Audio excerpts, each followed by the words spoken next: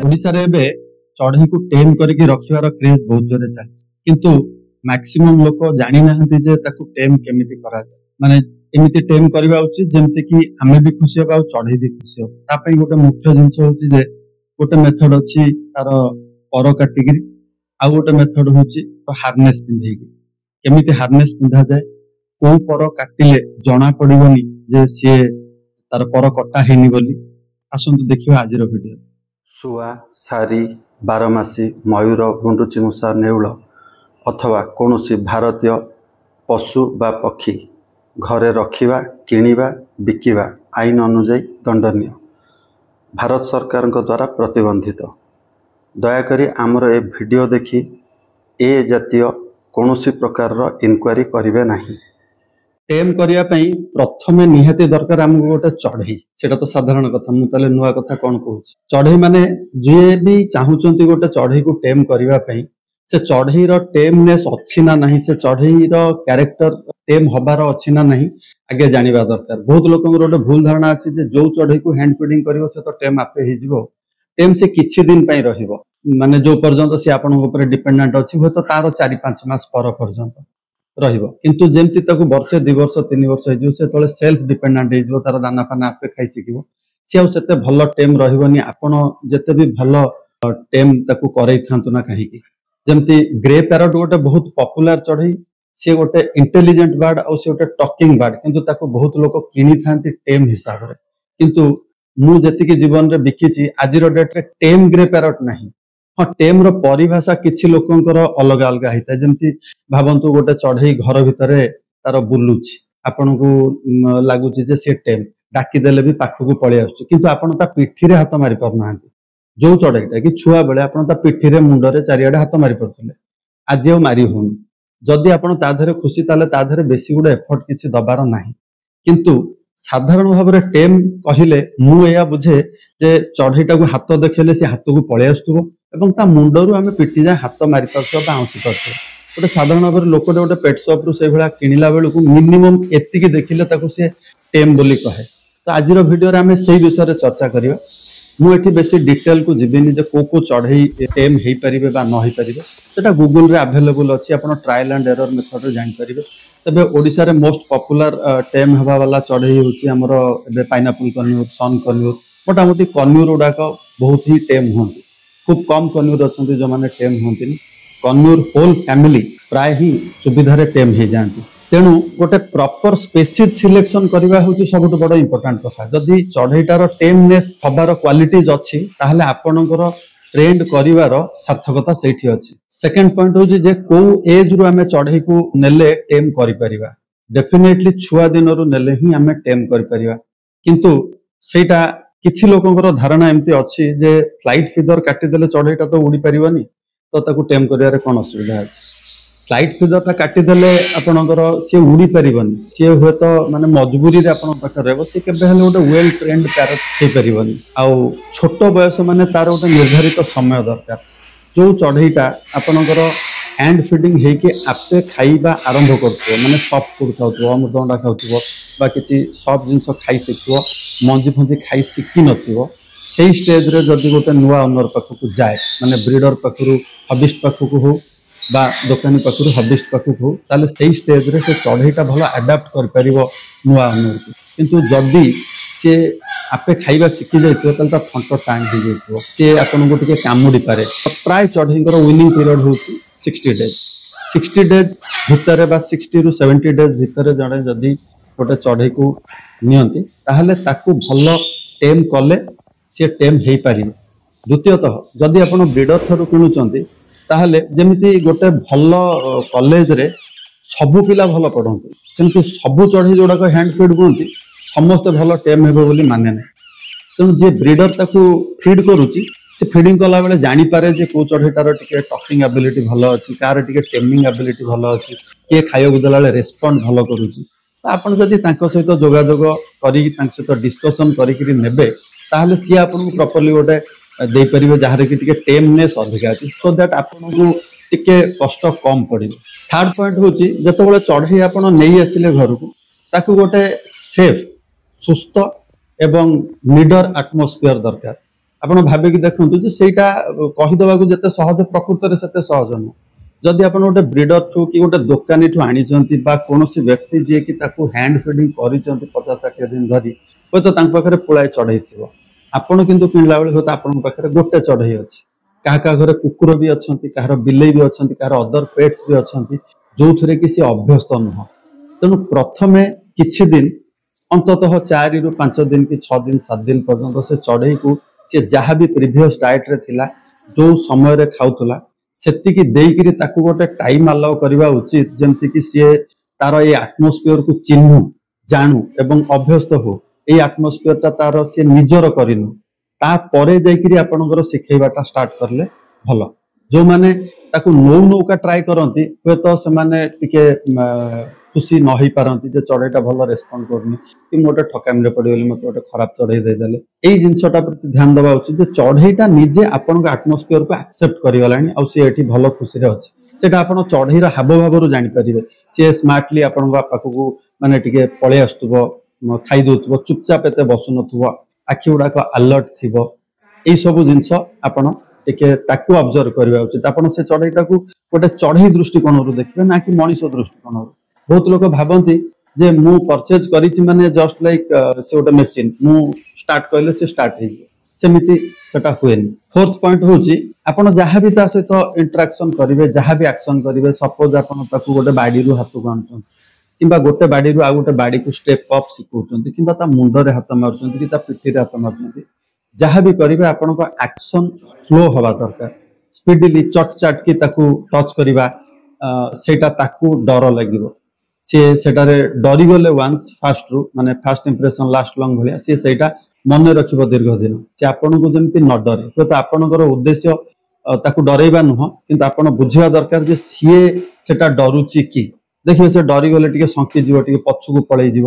ସେମିତି ଯେମିତି ନ ହୁଏ ତା ପ୍ରତି ଧ୍ୟାନ ଦେବେ। ତାପର ପଏଣ୍ଟ ହଉଛି ଯେ ବର୍ତ୍ତମାନ ଯଦି ଚଢ଼େଇଟା ଆପଣଙ୍କ ଘରେ ଖାଇବା ପିଇବା ଆଉ ଆପଣ ମାନଙ୍କୁ ଦେଖିବାର ଅଭ୍ୟସ୍ତ ହେଇଗଲାଣି, ଆପଣଙ୍କ ଘରର ସବୁ ମେମ୍ବର ମାନଙ୍କୁ, ମାନେ ଇନ୍ ସର୍ଟ ଆପଣଙ୍କ ଘରର ଚାଲି ଚଳନ, ହାବ ଭାବ, କୋଉ ସାଉଣ୍ଡ ହଉଛି, ସବୁ ପ୍ରତି ଯଦି ଅଭ୍ୟସ୍ତ ହେଇଗଲାଣି, ବର୍ତ୍ତମାନ ଚଢ଼େଇ ଏଇ ଘରଟାକୁ ତାର ନିଜର ବୋଲି ଭାବିଲାଣି।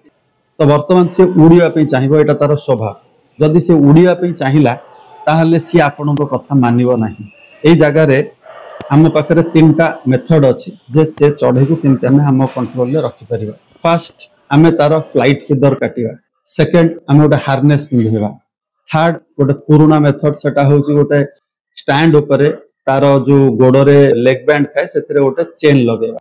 ମୁଁ ପ୍ରଥମରୁ କହିଦିଏ ଯେ ଚେନ୍ ଲଗେଇବାଟା ବହୁତ ଡେଞ୍ଜରସ୍ ଜିନିଷ, ସେଟା ଚଢ଼େଇ ପାଇଁ ଭାରି ଖରାପ। ଆଉ ଆପଣ ଚେନ୍ ଲଗେଇକି ତାକୁ କିଛି ଶିଖେଇ ବି ପାରିବେନି। ଆଉ ସେ ଷ୍ଟାଣ୍ଡରେ ବସି ରହିବ, କିନ୍ତୁ ତାକୁ ଆପଣ କିଛି ଶିଖେଇ ପାରିବେନି। ବେଳେ ବେଳେ ଏଟା ଆକ୍ସିଡେଣ୍ଟାଲି କଣ ହୁଏ ନା, ଚଢ଼େଇଟା ମନେ ନଥାଏ, ସେ ଚେନ୍ ଗୁଡା ୟୁଜୁଆଲି ଟିକେ ହାଲକା ହେଇଥାଏ, ସେ ଫଟକିନା ଯେତେବେଳେ ଉଡ଼ିଲା ତା ଗୋଡ ହାଡଟା ଭାଙ୍ଗି ଯାଇପାରେ, ଯୋଉଟା କି ରିପେୟାର କରିବା ବହୁତ କଷ୍ଟ। ତେଣୁ ଆମର ଗୋଡରେ ଚେନ୍ ଲଗେଇବା ପାଇଁ ଯେହେତୁ ଭଲ ନୁହଁ, ସେଥିପାଇଁ ଆମେ ସେ ବିଷୟରେ ଡିସ୍କସନ କରିବାନି। ତ ରହିଲା 2ଟା ମେଥଡ। ଗୋଟେ ହଉଛି ଫ୍ଲାଇଟ୍ ଫିଦର କାଟିବା। ଫ୍ଲାଇଟ୍ ଫିଦର ବହୁତ ଲୋକ ଜଷ୍ଟ ପୁରା ତା ପରଗୁଡାକୁ କାଟି ଦିଅନ୍ତି, ଚଢ଼େଇଟା ପୁରା ଲୁଣ୍ଡି ଭଳିଆ ଦେଖାଯାଏ, ଦେଖିବାକୁ ତ ଭଲ ଲାଗେ ନାହିଁ, ଆଉ ସେ ଚଢ଼େଇଟା ଫକ୍ ଫକ୍ ହେଇକିରି ଡେଉଁଥିବ ବେଙ୍ଗ ଭଳିଆ, ସେଟା କାହାକୁ ବି ଭଲ ଦିଶେନି। ତ କେମିତି କାଟିବା କଥା ଫ୍ଲାଇଟ୍ ଫିଦର, ଏଠି ଭିଜୁଆଲରେ ଆପଣ ଦେଖୁଛନ୍ତି। ତଥାପି ମୁଁ କହିଦଉଛି ଯେ ତାର ବାହାରର 2ଟା ଫିଦର, ଯୋଉ ଡେଣାଟାକୁ ସ୍ପ୍ରେଡ କଲେ ବାହାରର 2ଟା ଫିଦର ଯଦି ଆମେ ଛାଡନ୍ତି, ତାହେଲେ ଯେତେବେଳେ ସିଏ ବସିଥିବ, ଜଣେ ଲୋକ ଦେଖିଲେ ଜଣା ପଡିବନି ଯେ ତାର ଫିଦର କଟା ବି ହେଇଛି। ତାପରେ ଯୋଉ ଫିଦର ଗୁଡାକ ଥାଏ, ଦେଖିବେ ତା ମୁହଁ ଗୁଡାକ ବାହାରକୁ ହେଇଛି, 5-7ଟା ଫିଦର। ତା ପର ଫିଦର ଯୋଉଟା ପିଠି ଆଡକୁ ଅଛି, ତା ମୁହଁ ଗୁଡା ଭିତର ଆଡକୁ ହେଇଛି। ତ ଏଇ ଯୋଉ ବାହାର ଆଡକୁ ମୁହଁ ଗୁଡାକ ଚଢ଼େଇଟା ତଳୁ ଉପରକୁ ଉଡିବା ପାଇଁ, ଆଉ ଯୋଉଟା ଭିତର ଆଡକୁ ମୁହଁ ହେଇଛି ସେଟା ଉପରୁ ତଳକୁ ଉଡିବା ପାଇଁ। ଆମେ ତଳୁ ଉପରକୁ ଉଡିବାଟା ବନ୍ଦ କରିଦେଲେ ଆମ ଚଢ଼େଇଟା ସେଫ୍। ଆମେ କେବଳ ଟେମ୍ ପାଇଁ ପର କାଟୁନୁ। ଆମର ଦେଖିଥିବେ ପ୍ରାୟ ଲୋକଙ୍କ ଘରେ ତ ଫ୍ୟାନ୍ ଆଜିକାଲି ୟୁଜୁଆଲ। ଯଦି ଆପଣ ଶିଖୁ ଶିଖୁ ବାଇଚାନ୍ସ ଉଡ଼ିଗଲା, ଫ୍ୟାନରେ ବାଜିଗଲା ଚଢ଼େଇଟା, ତାହେଲେ ସାଙ୍ଗେ ସାଙ୍ଗେ ମରିଯିବ। ଯଦି ଆପଣଙ୍କର ବାଇଚାନ୍ସ ଝରକାଟା ଖୋଲା ଅଛି, ଆପଣ ଶିଖୁ ଶିଖୁ ଭୁଲରେ ବାହାରକୁ ପଳେଇଲା, ଏଠି କୁକୁର ଟିକେ ବିଲେଇଟେ ଥିବ, ତାକୁ ଖାଇଦବ, ସେ ମରିଯାଇପାରେ। ତେଣୁ ଫ୍ଲାଇଟ୍ ଫିଦର କାଟିବାଟା ଗୋଟେ କ୍ରୁଏଲିଟି ନୁହଁ, ତାର ନିଜ ସେଫ୍ଟି ପାଇଁ ବି ଆମେ ଫ୍ଲାଇଟ୍ ଫିଦର କାଟିବା ଉଚିତ। ଯୋଉଟା କି ଥରେ କାଟିଲେ ସିଏ ପ୍ରାୟ ଆପଣଙ୍କର ସ୍ପେସିସ୍ ନେଇକିରି ଛୋଟରୁ ବଡ ମିନିମମ୍ ତ 6-7 ମାସ 8 ମାସ ପୂର୍ବରୁ ଉଠିବାର ନାହିଁ। ତା କାରଣ ହଉଛି ସେଟା ଯୋଉ କଟାଯାଏ, सेटा ठीक आम चुटी काटला भाई तार रेस्ट पार्टा ता बॉडी रे रह जाए सेउडा गोटे गोटे पड़िले जाइकरी गोटे गोटे उठे एमती गोटे राति रे सबुतक उठी जीव तथापि 7-8टा पर भितर जदि 3-4टा उठी जाए ताहले से चढ़ईटा पुणी खंडी उड़ा देकी पड़े जाई पारे ताकू मझिरे मझिरे चेक करबा उचित जेमती सेटा 2-3टा उठला बेलू ताकू काटी दबा उचित। नेक्स्ट पॉइंट होची हमर हार्नेस पिंधेबा बाबद बेसी किछि कहबार नाही।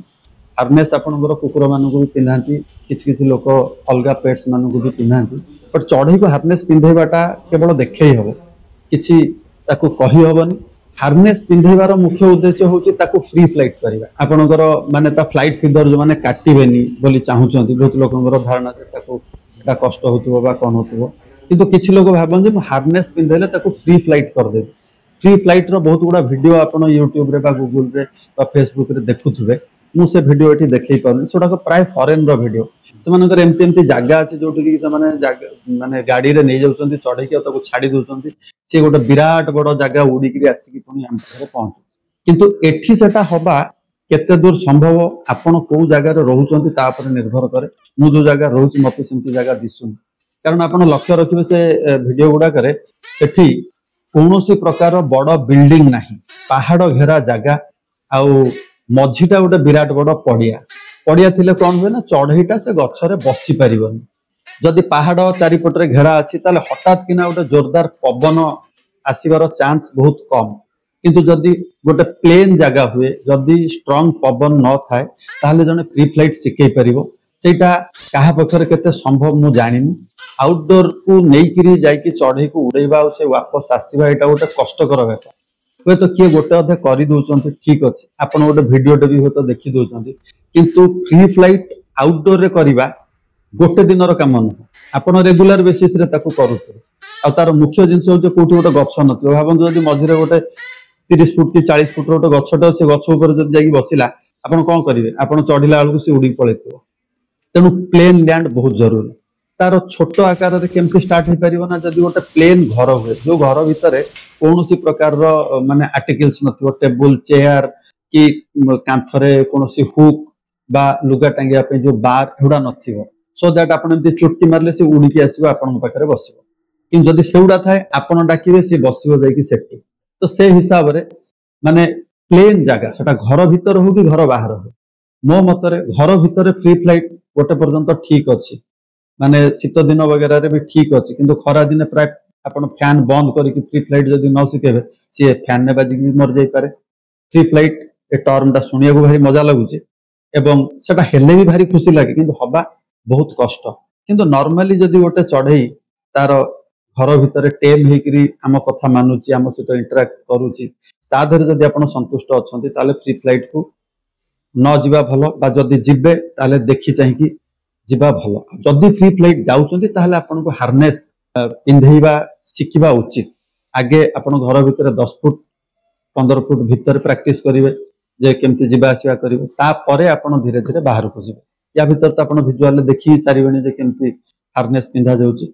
नेक्स्ट होची आपण जतबेले किछि भी सिखौचंती सब बेले नजर रखिबे जे आपण जतबेले चढ़ई पाखकु जाउचंती से धर पंजुरी रे अछि कि स्टैंड रे अछि आपण एमिति किछि ता प्रति भलो व्यवहार करिवा उचित जोते चढ़ईटा आपण पाखकु आसीबो ना कि दूर को पळेबो तो सेईटा केमती पॉसिबल ना चढ़ईटा जदि गोटे प्ले स्टेशन में रहिबो से यदि पंजुरी रे रहिबो चढ़ई रे गोटे कैरेक्टर होची जे आपण गेट टा खोलिए माने से अपोजिट आडू को पळेबो आपण देखथिबे केतळे जदि गोटे चढ़ई रो फोटो की वीडियो पे आपण कैमरा टा नेकी जिवे से पंजुरी रो एक्सट्रीम एंड को पळेबो किंतु जदि गोटे से प्ले स्टेशन में बसछि सपोज ए चढ़ईटा एतेटा पोसा मानिनी प्ले स्टेशन में कोन जदि आपण गोटे सेंटर जगह रखबे ता चारि पटटा गोटे मनिषटे बुली परिबो प्रथम प्रथम हो तो चढ़ईटा टिके डरिबो किंतु धीरे धीरे से अभ्यस्त हो जाए एवं आपण को जो सब बेले माने टाइम दबा को पड़ुची जे मु आज एतिकी बेले या ताको सिखेबी समस्त पक्षर सब बेले संभव न कि गोटे प्ले स्टेशन में चढ़ईटा बसीची आपण आसुनु जाउनु हो तो गोटे फोन में कथा होचंदी कि कोडा गोटे जिबा आसा ता देतिके हातटा मार देले कोन कर देले तो सी सेटारे आपण सहित अभ्यस्त हो जिवो किंतु सेटा मारिला बेले एतिके सॉफ्टली मारिबा उचित जे जेमति कि आपण ता पाखु गला बेलको चढ़ईटा आपण पाखु आसुथु ना कि आपण ताको जबरदस्ती काढुथो जबरदस्ती काढले तार गोटे डर रहिबो से सिकिबनी आपण को सी भी डरिबा आपण ताको भी डरिबे धीरे धीरे जेमति तार बयस बढ़िबो काल चढ़ईटा कामड़ दो कि जोरे ଧରା ଯାଉ ସିଏ ଆପଣଙ୍କ ପାଖକୁ ଗୋଟେ କଥା ମାନିକି ଆସିଲା, ଏତେ ପରିଶ୍ରମ ପରେ ଧର ଆସିଲା, ଖାଲି ଆପଣ ତାକୁ ଗୋଟେ ଟ୍ରିଟ୍ ଦେବେ। ଟ୍ରିଟ୍ଟା କ'ଣ? ଯୋଉଟା ତାର ସବୁଠାରୁ ପ୍ରିୟ ଖାଦ୍ୟ ହେଇଥିବ। ଅଧିକାଂଶ ଚଢ଼େଇଙ୍କର ପ୍ରାୟ ଯୋଉମାନେ ପ୍ୟାରଟ୍ ଅଛନ୍ତି ତାଙ୍କର ସନଫ୍ଲାୱାର ସିଡ୍ଟା ହେଉଛି ଗୋଟେ ପ୍ରିୟ ଜିନିଷ। ଯଦି ବଡ଼ ଚଢ଼େଇ ଆପଣ ରଖୁଛନ୍ତି ତାହେଲେ କିଛି ଡ୍ରାଏ ଫ୍ରୁଟ୍ ବି ଦେଇପାରିବେ। ଡ୍ରାଏ ଫ୍ରୁଟ୍ ଭିତରେ କାଜୁ କେବେ ଦେବେନି। ଆପଣଙ୍କର ଅକ୍ରୋଟ ହେଲା, ପେସ୍ତା ବାଦାମ ହେଲା, ସନଫ୍ଲାୱାର ବି ବଡ଼ ସାଇଜ୍ର ହେଲା, ଯୋଉଟା ୟୁଜୁଆଲ ଡାଏଟ୍ରେ ସିଏ ପାଉନି। ସୋ ଦ୍ୟାଟ୍ ଚଢ଼େଇଟା ଶିଖିବ ଯେ ମୁଁ ଏଇ କଥାଟା ମାନିଲି ବୋଲି ମତେ ଖାଇବାଟା ମିଳିଲା। ୟା ଫିର୍ ସେ ଖାଇବା ଲୋଭରେ, ଧରାଯାଉ ଚଢ଼େଇ ଆପଣଙ୍କ ପାଖକୁ ଆସୁନି ବି, ଆପଣ ସେଇଟା ଦେଖେଇଲେ ଦେଖିବେ ସେ ପଳେଇ ଆସିବ। ଖାଇବାଟା ହିଁ ଗୋଟେ ଚଢ଼େଇର ମୁଖ୍ୟ ଟେନସନ୍। ଚଢ଼େଇର ଦିଟା ମୁଖ୍ୟ ଟେନସନ୍ ଥାଏ, ଗୋଟେ ଲାଇଫର ସିକ୍ୟୁରିଟି ଆଉ ଗୋଟେ ଫୁଡ୍ ସିକ୍ୟୁରିଟି। ମତେ ଖାଇବା ପ୍ରପରଲି ମିଳିବା ଦରକାର। ରେଗୁଲାର ଖାଇବାଟା ତାକୁ ଦେଲେ ତା ପାଇଁ କିଛି ଆକର୍ଷଣ ନାହିଁ। ଯୋଉଟା ଟିକେ ଅନୟୁଜୁଆଲ, ଯୋଉଟା ଟିକେ ରେୟାର ତାକୁ ଦିଆଯାଏ, ସେଇଟା ଦେଲେ, ଯଦି କୌଣସି ଲରି ଫରି ଆପଣ ରଖିଛନ୍ତି ତାକୁ ଗୋଟେ ଫ୍ରୁଟଟେ ଦେବେ, ଯୋଉ ଫ୍ରୁଟଟା କି ଆପଣ ରେଗୁଲାରଲି ଦଉନାହାନ୍ତି, ତାର ହୁଏତ ବହୁତ ପ୍ରିୟ, ସେଇଟା ଦେଲେ ସିଏ ଆପଣଙ୍କ ପ୍ରତି ଧୀରେ ଧୀରେ ଆଟ୍ରାକ୍ଟ ହବ। ମାନେ ସେ ଚାହିଁବ ଯେ ଆପଣ ଆସିଲେ ଯେମିତି ତାକୁ ଧରନ୍ତୁ, ଯୋଉଠିକି ଆପଣଙ୍କର ଟ୍ରେନିଂର ମାନେ ଆପଣ ଗୋଟେ ଷ୍ଟେପ୍ ଆଗକୁ ଗଲେ ଶିଖେଇବାରେ। ଏପର୍ଯ୍ୟନ୍ତ ମୁଁ କହିଲି ଯେ ଯେମିତି ଚଢ଼େଇଟା ଆପଣଙ୍କ ପାଖକୁ ଆସିବ, ଆପଣଙ୍କ ପାଖକୁ, ଆପଣଙ୍କ ଦେହକୁ ଆସିବା ବିଷୟରେ କହିଲି। କିଛି ଦିନ ଭିତରେ ସିଏ ଆପଣଙ୍କ ଭଏସ୍, ଆପଣ କେତେ ଜୋରରେ କଥା ହଉଛନ୍ତି, କେମିତି କଥା ହଉଛନ୍ତି, ଆପଣ ରାଗିକି କଥା ହୁଅନ୍ତୁ କି ହସିକି କଥା ହୁଅନ୍ତୁ, ତାକୁ କିଛି ଗୋଟେ ସମୟ ଲାଗିବ ଯୋଉଟା କି ସିଏ ବୁଝିବ ଯେ ତାର ଓନର ଏଇ ଟାଇପ୍ର। ସେଇଟା ସିଏ ଅଭ୍ୟସ୍ତ ହେଇଗଲା ପରେ, ବର୍ତ୍ତମାନ ଯଦି ଆପଣ ତା ବଡି ଟଚ୍ କରିବେ, ଆପଣ ନିଜ ହାତରେ ଆଣିକି ବସେଇବେ କି କାନ୍ଧରେ ଆଣିକି ବସେଇବେ କି ତାକୁ ଆଉଁସିବେ, ତାହେଲେ ହୁଏତ ସିଏ କିଛି ରିଆକ୍ଟ କରିବନି ବା ରିଆକ୍ସନ୍ ଦବାର ସମ୍ଭାବନା କମ୍। ବା ଯଦି ରିଆକ୍ସନ୍ ଦିଏ ତାହେଲେ ଭଲ ରିଆକ୍ସନ୍ ଦବ। ସିଏ ବି ରେସ୍ପଣ୍ଡ କରିବ ଆପଣଙ୍କର ଏଇ ଫିଜିକାଲ ଟଚ୍ଟାକୁ। ତାକୁ ମାନେ ଟଚ୍ଟା ତାକୁ ଗୁଡ୍ ଟଚ୍ ଭଳିଆ ଲାଗିବ। କିନ୍ତୁ ଅଚାନକ ସେ ଯେତେବେଳେ ନୂଆ ଚଢ଼େଇ ନେଇକି ତାକୁ ଜବରଦସ୍ତି ଆଉଁସୁଛନ୍ତି, ସେତେବେଳେ ସେ ଛୁଆ ଅଛି, ସେ ବେଶୀ କିଛି କରିପାରୁନି। ତ ସେ ଇମ୍ପ୍ରେସନଟା ନେଇକି ସେ ଯେତେବେଳେ ବଡ଼ ହବ, ସେ ଯେମିତି ସୁବିଧା ପାଇବ ଆପଣଙ୍କୁ କାମୁଡ଼ି ଦେବ। କିନ୍ତୁ ଏଇଟା ଗ୍ରାଜୁଆଲ। ଆପଣଙ୍କର ଟ୍ରେନିଂ ଜିନିଷଟା ହେଉଛି ଗୋଟେ ପେସେନ୍ସର ଜିନିଷ। ସେଇଟା ଗୋଟେ 2 ଦିନ 4 ଦିନ 5 ଦିନ ଭିତରେ କଦାପି ବି ସମ୍ଭବ ନୁହେଁ। ଟ୍ରେନିଂ ଦେଲା ବେଳେ ଯଦି ଧରନ୍ତୁ ଚଢ଼େଇଟା ଆପଣଙ୍କ କଥା ମାନିଲାନି, ନ ମାନିଲେ କ'ଣ କରିବ? ହୁଏତ ଗୋଟେ ଚଢ଼େଇ ଡରିକି ଜୋରରେ ରଡ଼ି ଛାଡ଼ିଦେବ କିମ୍ବା ଆପଣଙ୍କୁ କାମୁଡ଼ି ଦେବ। ଧରାଯାଉ ଆପଣଙ୍କ ହାତରେ ବସିକି କାମୁଡ଼ି ଦେଲେ, ଆପଣ ଟିକେ ହାତଟା ଥରେଇ ଦେବେ, ଏଟାକୁ କହନ୍ତି ସକ୍ ଥେରାପି। ଟିକେ ଥରେଇ ଦେଲେ ସେ ଡରି ଯାଇପାରେ, ସେ ଏଟାକୁ କରିବନି। କିନ୍ତୁ ତାକୁ ପନିଶମେଣ୍ଟ କେବେ ଦେବେନି, ଯେମିତି ତାକୁ ବାଡ଼େଇ ଦେବା, ତାକୁ ଫୋପାଡ଼ି ଦେବା ବା କାମୁଡ଼ି ଯଦି ହାତଟାକୁ ଚଟକି ଛଡ଼େଇ ଦେବା, ଏଇ ଜିନିଷ କେବେ କରିବେନି। ମାନେ କୌଣସି ଭୁଲ ପାଇଁ ତାକୁ ପନିଶମେଣ୍ଟ ଦେବେନି। କିନ୍ତୁ ସେ ଯଦି ଆପଣଙ୍କ କଥା ମାନୁଛି, ତାକୁ ଗୋଟେ ଟ୍ରିଟ୍ ଦେବେ, ତାକୁ ଗୋଟେ ଗିଫ୍ଟ ଦେବେ ବା ତାକୁ ଗୋଟେ ଖାଇବା ପାଇଁ କିଛି ଜିନିଷ ଦେବେ। ସୋ ଦ୍ୟାଟ୍ ସିଏ ବୁଝିବ ଯେ ମୁଁ ଗୋଟେ ଭଲ କାମ କଲେ ମୋତେ ମିଳୁଛି କିଛି, କିନ୍ତୁ ଖରାପ କାମ କଲେ ମୋତେ କେହି ବାଡ଼ଉନାହାନ୍ତି ବା କେହି ରାଗୁନାହାନ୍ତି। ଯଦି ସେଇଟା ଜାଣିଲା ସିଏ, ତାହେଲେ ସିଏ ଆପଣଙ୍କ ପାଖକୁ ଆସିବା ପାଇଁ ଡରିବ। ଟ୍ରେନିଂରେ ସବୁବେଳେ ଗୋଟେ ରୁଟିନ୍ ମେଣ୍ଟେନ୍ କରିବେ। ଟ୍ରେନିଂଟା ଗୋଟେ ଚଢ଼େଇର ପାଠ ପଢ଼ିଲା ଭଳିଆ। ମାନେ ଯଦି ଆପଣ ତାକୁ ଡେଲି ଡେଲି ଶିଖଉଛନ୍ତି, ତାହେଲେ ଗୋଟେ ଟାଇମ୍ଟା ଫିକ୍ସ କରିବେ। ଏକଦମ ଘଣ୍ଟା ଦେଖିକି 7ଟାରୁ 8ଟା ବୋଲି କହୁନି, ବଟ୍ ଧରାଯାଉ ଆପଣ ସକାଳୁ 7ଟାରୁ 9ଟା ଭିତରେ ତାକୁ ଶିଖଉଛନ୍ତି କି ଦ୍ୱିପହରେ ଶିଖଉଛନ୍ତି କି ସନ୍ଧ୍ୟାବେଳେ ଶିଖଉଛନ୍ତି, ଯାହାଟା ବି ଶିଖଉଛନ୍ତି ସେ ଟାଇମ୍ଟା ମେଣ୍ଟେନ୍ କରିବେ। ଆଜି ସକାଳେ, କାଲି ଦ୍ୱିପହରେ, ପରଦିନ ସନ୍ଧ୍ୟାବେଳେ, ଖାସ କରି ସନସେଟ୍, ସୂର୍ଯ୍ୟାସ୍ତ ପରେ କେବେ ଚଢ଼େଇଙ୍କୁ ଡିଷ୍ଟର୍ବ ନ କରିବା ଭଲ। ତାଙ୍କର ରେଷ୍ଟିଂ ଟାଇମ୍ କମେ, ସେଥିରେ ଚଢ଼େଇଟା ଚିଡ଼ଚିଡ଼ା ହେବ, ଭଲ ଶିଖିବନି। ଯାହା ହବ ସୂର୍ଯ୍ୟ ଉଦୟରୁ ସୂର୍ଯ୍ୟାସ୍ତ ଭିତରେ, ମାନେ ସକାଳ 6ରୁ ସନ୍ଧ୍ୟା 6 ଭିତରେ। କିନ୍ତୁ ସେଇଟା ଟାଇମ୍ ଆପଣ ମେଣ୍ଟେନ୍ କରିବେ ଏବଂ ତାର ଯୋଉ ଶିଖେଇବା ସମୟଟା ତାକୁ ଯେତେ ସର୍ଟ କରିବେ। ମାନେ ବରଂ ଦିନରେ 2 ଥର ଶିଖାନ୍ତୁ, 15 ମିନିଟରୁ 30 ମିନିଟ୍ ଶିଖେଇବା ଯଥେଷ୍ଟ। ତାଠୁ ଅଧିକା ହେଲେ ଚଢ଼େଇଟା ଷ୍ଟ୍ରେସ୍ ହେଇଯିବ। ଷ୍ଟ୍ରେସ୍ ହେଇଗଲେ ସିଏ ନେକ୍ସଟ ଡେ ଡରିବ ଆପଣଙ୍କ ପାଖକୁ ଆସିବା ପାଇଁ। ଯେତେ ଅଳ୍ପ ତାକୁ ଶିଖେଇବେ ସେତେ ଭଲ। ଏତିକି ସରିଲା ପରେ ଚଢ଼େଇ ଯିଏକି ଟ୍ରେନିଂ ନେଉଛି, ତାର ଗୋଟେ ଆଟ୍ରାକ୍ସନ ଜିନିଷ ହେଉଛି ଟଏଜ୍। ସବୁଦିନ ସିଏ ଆପଣଙ୍କୁ ବି ଦେଖି ଦେଖିକା ବୋର୍ ହେଇଯିବ, ଆପଣ ବି ତାକୁ ଦେଖି ଦେଖିକା ବୋର୍ ହେଇଯିବେ ଗୋଟେ ଜିନିଷ ଶିଖେଇ ଶିଖେଇକି। ଆଜିକାଲି ଅନଲାଇନରେ ହଉ କି ପେଟ୍ ଷ୍ଟୋରରେ ହଉ, ବହୁତ ପ୍ରକାରର ଟଏଜ୍ ମିଳୁଛି। ବାର୍ଡ ଟଏଜ୍ ବହୁତ ଶସ୍ତାରେ ବି ମିଳୁଛି। ଖାସ କରି କନ୍ୟୁର ଆଉ ଲରିକିଟ୍, ଏମାନେ ବହୁତ ପ୍ଲେଫୁଲ। ଆମାଜନ ବି ବହୁତ ପ୍ଲେଫୁଲ। ତ ସେମାନେ ଯେତେବେଳେ ଯେତିକି ସମୟ ଆପଣ ଶିଖଉଛନ୍ତି ତ ସେ ଶିଖିଲା, ବାକି ସମୟ କ'ଣ କରିବ? ତାକୁ ଗୋଟେ ଖେଳନାଟେ ଦେଲେ ସିଏ ତାର ସେ ଆକ୍ଟିଭିଟିଜରେ ଇନଭଲ୍ଭ ହବ। କାହିଁକିନା ପ୍ରାୟ ଲୋକ ଟେମ୍ ଚଢ଼େଇଟା ଗୋଟେ ସିଙ୍ଗଲ ପିସ୍ ରଖନ୍ତି, ତ ସିଏ ମଣିଷଟାକୁ ହିଁ ତାର ହ୍ୟୁମାନ କମ୍ପାନିଅନ ହିସାବରେ ଧରିନିଏ। ଯେତେବେଳେ ଆପଣ ତାକୁ ଟାଇମ ଦଉନାହାନ୍ତି ସିଏ କଣ ଖାଲି ବାଡିରେ ବସିଥିବ ଏକୁଟିଆ ବୋର ହେଇଯିବନି।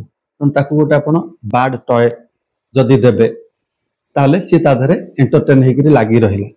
ଆଉ ବି ମନେ ରଖିଥିବେ ଯେ ବହୁତ ଲୋକ କମ୍ପ୍ଲେନ କରନ୍ତି ଯେ ତାକୁ ଦେଲି ସେ 2 ଦିନରେ ତାକୁ ଭାଙ୍ଗିଦେଲା। ମଣିଷ ଛୁଆ ବି ଆଜ୍ଞା କୌଣସି ଖେଳନାକୁ ସାଇତିକି ରଖେନି ଜୀବନ ସାରା। ଚଢେଇଟା ସେଟା ଭାଙ୍ଗିବ, ଏଇଟା ହଉଛି ତାର ନିୟତି। ସେ ସେଟାକୁ କାମୁଡି କାମୁଡିକି କାଟିକି ଖାଇଯିବ। ଗୋଟେ ସରିଲେ ଆପଣ ଆଉ ଗୋଟେ ଡିଫରେଣ୍ଟ ଟାଇପର ଟୟ ଦେବେ, ଯୋଉଥିରେ କି ସିଏ ଆପଣଙ୍କ ଘରେ ଆପଣଙ୍କ ବିନା ଆଉ ଆପଣଙ୍କ ସହିତ ଖୁସିରେ ରହିବା ପାଇଁ ଚାହିଁବ। ନହେଲେ ବସି ବସି ଯେତେବେଳେ ବୋର ହେଇଯିବ, ବୋର ଜନିତ ପ୍ରଥମେ ତ ଏ ଟ୍ରେନିଂ ଭୁଲିଯିବ, ତାପରେ କିଛି ରୋଗ ବାଗ ବି ତାକୁ ହେଇପାରେ, ଯେମିତି ବୋରଡମରୁ ସିଏ ତାର ନିଜ ଫିଡର କାଟିଦବା ଗୋଟେ ଭାରି କମନ। ଆପଣ ଦେଖିଥିବେ ଗୁଡାଏ ଭିଡିଓରେ ଯେ ଚଢେଇଟା ପୁରା ପୋଷା କିନ୍ତୁ ତା ଦେହରେ ରୁମ ନାହିଁ, ଆକ୍ଚୁଆଲି ସେ ବୋର ହେଇକିରି ନିଜ ରୁମକୁ କାଟିଦିଏ, ଯୋଉଟା କି ଗୋଟେ ଔଷଧରେ ଟ୍ରିଟ କରିବା ବି ଭାରି କଷ୍ଟ। ଏଇଟା ଗୋଟେ ଛୋଟ ଭିଡିଓ ଥିଲା ଟ୍ରେନିଂ ଉପରେ। ଟ୍ରେନିଂ ଉପରେ ବହୁତ ଗୁଡେ ବହି ବି ଆଭେଲେବୁଲ ଅଛି ଆପଣଙ୍କର ଅନଲାଇନରେ, ବହୁତ ଗୁଡେ ଲେଖା ବି ଆଭେଲେବୁଲ ଅଛି ଗୁଗୁଲରେ ବା ୟୁଟ୍ୟୁବରେ। ତାକୁ ପଢିଲେ ଆପଣ ଆହୁରି ବି ଅଧିକା ଜାଣିପାରିବେ ଟ୍ରେନିଂ ଉପରେ। ଆଜି ପାଇଁ ଏତିକି। ଭିଡିଓ କେମିତି ଲାଗିଲା ମୋତେ ଜଣାଇବେ।